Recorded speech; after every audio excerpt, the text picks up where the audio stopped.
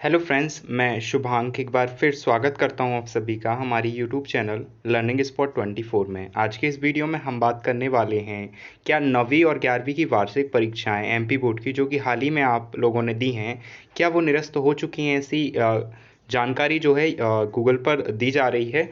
तो हम इस बात पर चर्चा करेंगे कि क्या ये जानकारी सही है और ऑफिशियल न्यूज़ क्या है। तो इसको जानने की कोशिश करेंगे। इस वीडियो का पर्पस कहीं भी आपको डराने का नहीं है, जस्ट आपको ये जानना ज़रूरी है कि क्या ये न्यूज़ सही है, और यदि ऐसा है तो फिर इसके बाद आपकी परीक्षाएं किस आधार पर होंगी, आपका रिजल्ट किस आधार पर आएगा, क्या परीक्षाएं फिर से होंगी, ये सारी बातें। ठीक है, तो आइए शुरू करते हैं। हम डायरेक्ट इसकी ऑफिशियल न्यूज़ पर चलते हैं जहाँ से हमें ये जानकारी मिली है। तो हम ये स्कूल एजुकेशन डिपार्टमेंट जो कि आपकी 9वीं 11वीं से संबंधित परीक्षाओं को आयोजित करता है, उसके ऑफिशियल ट्विटर अकाउंट पर आए हैं, जहां पर इसमें कल की डेट में 16 की डेट में जो है एक नया इन्होंने जारी किया ऑफिशियल नोटिस, और इसमें साफ साफ लिखा हुआ है कि स्कूल शिक्षा विभाग द्वारा जारी निर्देश अनुसार कक्षा 9वीं और 11वीं की विद्यालयों की वार्षिक परीक्षा नहीं ली जाएगी। जो अभी हाल में आपसे ली जा रही है, अभी तक बहुत सारे बच्चों की कॉपी सबमिट नहीं की होगी आप लोगों ने। तो वे परीक्षाएं जो हैं उनको निरस्त किया जा रहा है, और उनका मूल्यांकन अकादमिक सत्र के दौरान पूर्व में किए गए मूल्यांकन के आधार पर ही किया जाएगा। तो वो परीक्षाएं आपसे नहीं ली जाएंगी, और आपका जो रिजल्ट है वो किस बेस पर बनेगा उसका भी हम जस्ट देख रहे हैं, अंदर नोटिस में लिखा हुआ है। ठीक है, तो ये एक इन्फॉर्मेशन है जो मेन सोर्स है इन्फॉर्मेशन का। आइए हम उस नोटिस की बात करते हैं। जस्ट आप ये नीचे देखना, ये नोटिस दिए हुए हैं दो। तो हम इन पर बात करते हैं कि आखिर डिटेल्ड में इसमें लिखा क्या है और किस आधार पर इनको निरस्त किया है, आपका रिजल्ट कैसे आएगा। ठीक है, तो चलते हैं उसी पर डायरेक्ट। तो ये हम ऑफिशियल नोटिस पर आ चुके हैं, यहाँ पर आप देख सकते हैं ये नोटिस। ठीक है, और आज ही की सॉरी कल की डेट का आपका ये नोटिस है 16/4 का। ठीक है, तो इसको हम ध्यान से पढ़ते हैं। और ये देखो, इस संस्था ने जारी किया है सभी कलेक्टर के लिए, सभी ज़िले के लिए, तो आपके लिए बस किसी एक ज़िले के लिए नहीं है। और ये आप देख सकते हैं यहाँ पर विषय लिखा हुआ है 9वीं 11वीं की वार्षिक परीक्षाओं को निरस्त करते हुए अकादमिक सत्र पूर्व में लिए गए टेस्ट के आधार पर ही मूल्यांकन करने के विषय में दी हुई है। तो आखिर किस तरह से आप पास होंगे, क्या बेस रहेगा, तो यहाँ पर देखो इनके की पॉइंट्स को हम यदि पढ़ें तो उससे बात और अच्छी क्लियर हो जाएगी। 9वीं 11वीं में वार्षिक परीक्षाओं के लिए आयुक्त लोक शिक्षण के पत्र क्रमांक जो पहले जारी किया होगा उसका दिया हुआ है।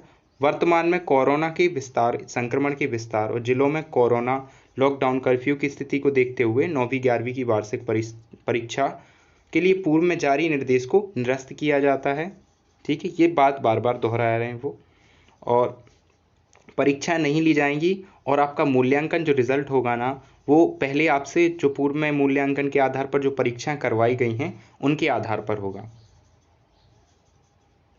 जस्ट आप वेट कीजिए, अपन इसको ध्यान से और पढ़ते हैं।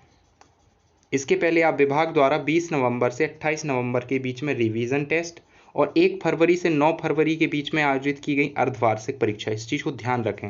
ये दो चीज़ें आपने दी थी, रिवीजन टेस्ट, और इसके अलावा 9 फरवरी से आयोजित की गई अर्धवार्षिक आपकी हाफ ईयरली एग्जाम थे, उसके आधार पर जिसमें बेहतर अंक प्राप्त किए हों उसके आधार पर 9वीं 11वीं की परीक्षा परिणाम घोषित किया जाएगा। चाहे आपका वो रिवीजन टेस्ट हो, मतलब दोनों के बेस में आपके यहाँ पर पूरे चांस हैं कि आपको पास तो किया जाएगा।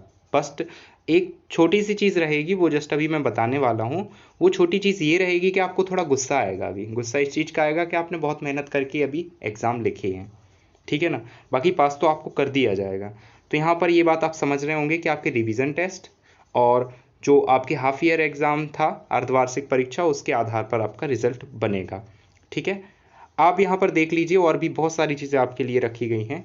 परीक्षा परिणाम की गणना बेस्ट 5 के आधार पर, जो आपके 5 स्टार वाली भी योजना है कि जो आपके सबसे ज़्यादा 5 सब्जेक्ट में जिसमें ज़्यादा अंक होंगे उसी के बेस पर की जाएगी, है ना, उन्हीं के नंबर्स को जोड़ा जाएगा। यदि विद्यार्थी, खैर आपकी तो 5 ही है ना, 9वीं के 6 होते हैं, 11वीं के 5 ही होते हैं, तो आपके बेस्ट 5 के बेस पर किया जाएगा। 6 में से 5 विषय में पास हैं, और एक विषय में यदि न्यूनतम निर्धारित अंक 33 भी यदि आप नहीं प्राप्त कर पाते हो तब भी आपको क्या है, पास घोषित किया जाएगा। ये 9th वालों के लिए है। इसके अलावा दूसरी चीज़, एक से अधिक विषयों में न्यूनतम अंक निर्धारित अर्थात आपके 33 अंक से भी कम आते हैं, आने वाले विद्यार्थियों के लिए कृपांक यानी आपके ग्रेस के रूप में 10 अंक अलग से प्रदान किए जाएंगे यदि आपके 33 से कम हैं तो पूरे चांसेस किए जा रहे हैं कि आपको पास कर दिया जाए। ठीक है, कृपांक के अधिकतम अंक 10 होंगे, आवश्यकता अनुसार एक से अधिक विषयों में भी आवंटित हो सकता है। आपको एक में यदि 23 नंबर हैं तो 10 अंक का ग्रेस लगा के आपके 33 कर दिए जाएंगे और आपको उसमें पास कर दिया जाएगा। इसके अलावा और सब्जेक्ट में भी ये कंडीशन है तो वहाँ पर भी देख लिया जाएगा। ठीक है, और इसके अलावा यदि और पढ़ने की अब इसको ज़रूरत नहीं है, कृपांक के उपरांत यदि विद्यार्थी को 2 अथवा अधिक विषयों में न्यूनतम अंक निर्धारित अंक प्राप्त नहीं हुए हैं तो उसे परीक्षा हेतु द्वितीय अवसर दिया जाएगा।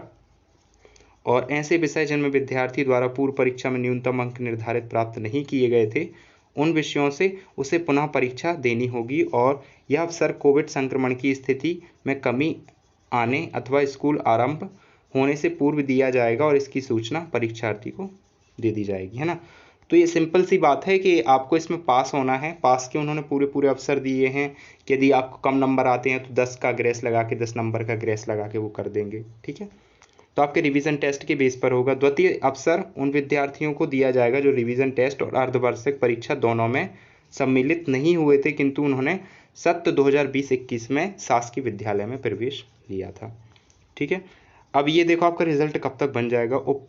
उपरोक्त अनुसार कार्यवाही सभी शालाएं 30 अप्रैल 2021 तक सुनिश्चित कर परिणाम घोषित करें, मतलब 30 तक आपका रिजल्ट आ जाएगा और विमर्श पोर्टल पर विद्यार्थियों के लिए परीक्षा परिणाम ऑनलाइन उपलब्ध करा दिया जाएगा। संबंधित शाला प्रमुख शाला का परीक्षा परिणाम विमर्श पोर्टल पर 5 मई तक दर्ज करना सुनिश्चित करें ताकि अगले अकादमिक सत्र की शुरुआत की जा सके। ठीक है, तो ये पूरा नोटिस पढ़ लो। नोटिस पढ़ने के बाद हमें एक बात समझ में आई है कि रिवीजन टेस्ट अर्धवार्षिक परीक्षा के आधार पर आपका जो है पूरा परीक्षा परिणाम बनेगा जिसमें आपको पूरे चांसेस हैं कि आपको पास कर दिया जाएगा, क्योंकि वो दोनों परीक्षाएं भी जो है रिविजनल टेस्ट ओपन बुक के थ्रू हुई थी। तो उसमें यदि आपके नंबर 33 रहते हैं तो वहाँ पर पास कर दिया जाएगा। ग्रेस के भी बहुत सारे तरीके हैं। तो ये सारी चीज़ें अपन ने देखी। ये ऑफिशियल नोटिस था, ये जानकारी बिल्कुल भी कहीं से भी गलत नहीं हो सकती क्योंकि विभाग द्वारा दिया गया है और कल का ही डेट है। ठीक है, तो आई होप मैं ऐसी आशा करता हूँ कि वीडियो आपको अच्छा लगा होगा। यदि अच्छा लगा हो तो ये वीडियो की क्वालिटी के बेस पर इसको लाइक कर देना। हाँ, एक चीज़ आपकी है जो मैंने पहले भी बोला है कि आपको गुस्सा बहुत आ रहा होगा अभी, है ना। यदि गुस्सा आ रहा हो तो उसको कहीं ना कहीं तो निकालना पड़ेगा क्योंकि आपने बहुत मेहनत की होगी अभी लिखने में, है ना, छापने में। तो उस गुस्सा को आप यहीं निकाल सकते हैं, यहीं कमेंट लिख के। जो आप जिस तरह की कमेंट करना चाहें कर सकते हैं, और चाहे गवर्नमेंट को गाली देना चाहें, जिसको भी।